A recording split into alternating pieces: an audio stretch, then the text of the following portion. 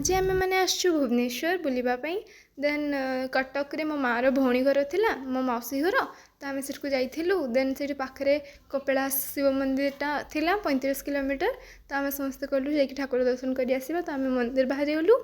then मंदिर जावाई बाहर रास्तार गला बेले सेठी पहुँचते पाखापाखि से घंटे पाखापाखि लगला एटा मेन गेटा एटारू गले 1300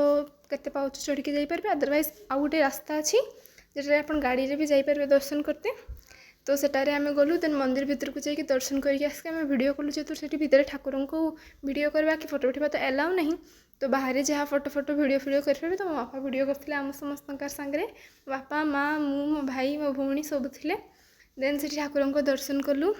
ठाकुर को बहुत शांतिर दर्शन है फांका भी थिला ना आराम से दर्शन कर सारू ये देखो यहाँ है 1300 सीढ़ी यू 1300 सीढ़ी 1300 के माने 1300 समथिंग सीढ़ी थिला तापर बहुत सारा माकड़ थिला आम मैंने फोटो उठेलु मो बापा भिड करते मंदिर बाहर आम समस्त